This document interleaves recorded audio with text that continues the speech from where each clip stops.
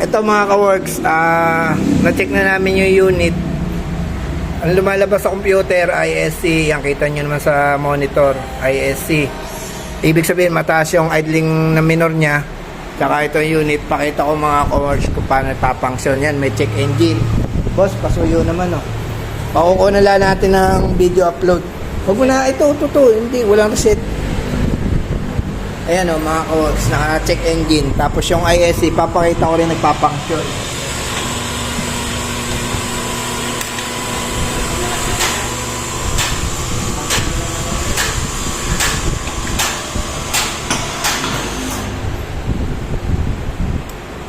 Ayan. So, ang problema lagi ng pagtaas ng minor, ISC. Ayan o. Umiikot naman. So, mahirap pulaan kung sira ba ang ISC o hindi.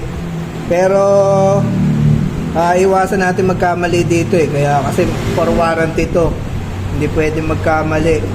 Na-check ko na ang ISC, gumagana. Yun nga lang, balik natin ha. Wala na tong Aquan to, wala nang calibrate.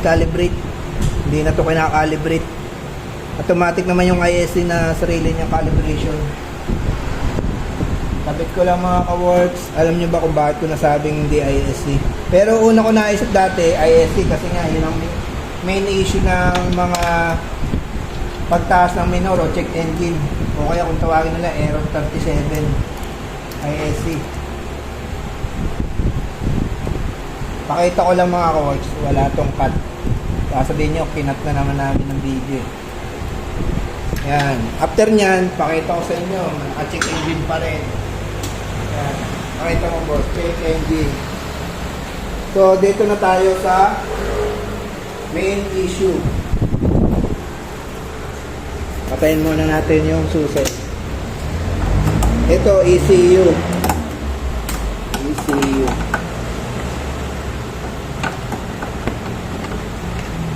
Wala ang ating pasulit. Kailangan daw buo ang video eh. Boss, hawak naman yan. Dalawa lang assistant ko.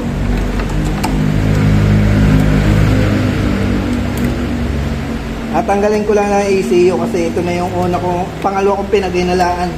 Ilang beses ko kung chinik ang ISC, hindi pa rin tumitino eh. Pero nagpa-function naman.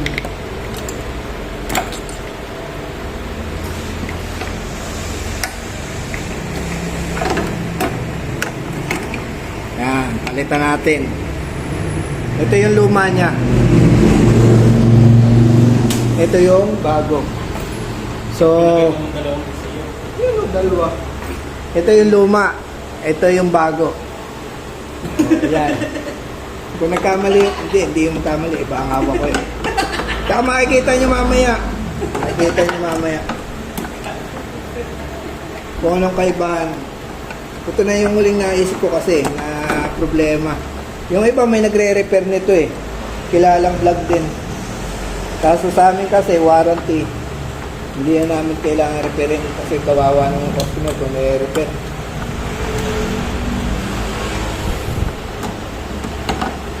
Wait lang mga ka-works ha, medyo mahirap lang kasi dukot. Yan, after nyan, balik tayo. Huwag mong papatayin ko sa papalitan mo din ang smart key kasi dalawa to eh. Hindi pwede nagpalit ka lang ECU tapos yung smart key hindi under. Ito yung kanyang compatible. Yan. Pakita natin sa video kung tama ba yung ating inala. Yan, kung pasin nyo, pagkasalpak yung bagong ECU o kaya kung tawagin namin dito sa Yamaha, starter generator motor unit. Yan, walang check engine. Yung luma, meron. O, start natin ha. Ayan. Hala.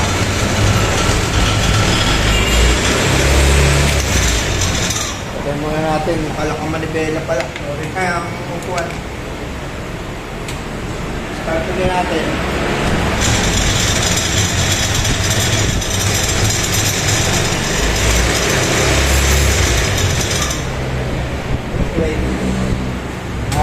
Standby muna, wait lang mga ka-works.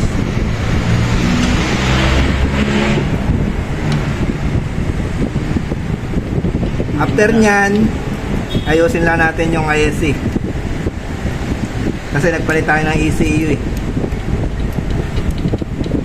Pero kita nyo noon mga ka-works yung pinagkaiba. Wala tong cut ha. Baka sabihin nyo may cut eh. Wala nang proper na bilang na ikot. Basta yan ay set up. Okay na yan.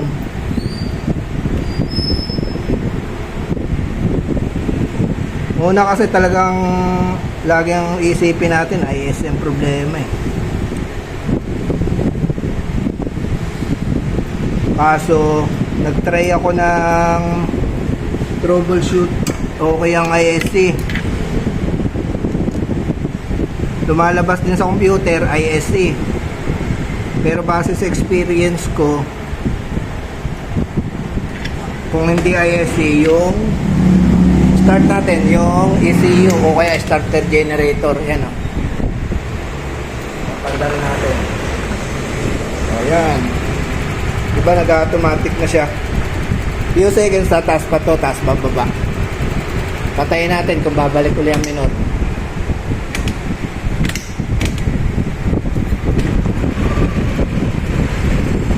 O yan o, ang ganda ng minor ngayon. Tsaka wala nang check engine. Wala nang check engine. Kita nyo pa mga kawas. So okay na to. Hindi sira ang ISC.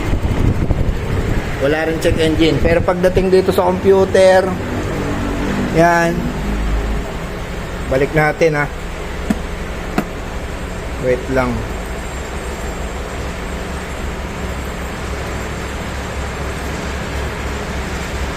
Malalaman natin kung magluloko pa ang ISC.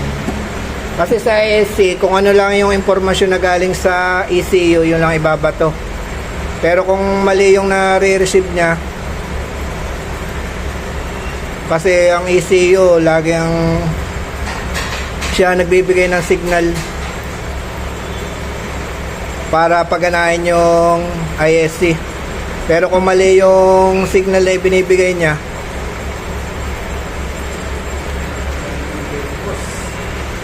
wait lang mga ka-works ha. Save ko lang muna.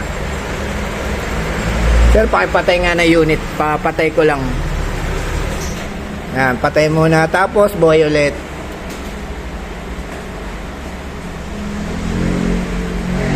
Tingnan natin kung madidetect pa niya yung malfunction ng ISC.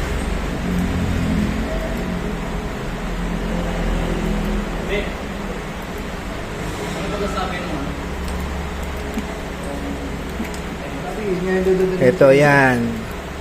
Kung check, ayan, kita nyo walang check engine. Ibig sabihin okay na yan. Ang naging problema lang talaga ECU. So yun lang mga ka-works, okay na to. Bibigyan na namin sa client. Covered ka rin kasi ng warranty to eh. Ang natakbo pa lang kasi noon ay 456 something. Yan o, 465 pala, sorry. Batang bata. 465. O, ito lang mga ka-works. Okay na to. Papadala na namin sa probinsya. Probinsya pa galing to eh. Yan. Okay na. Salamat.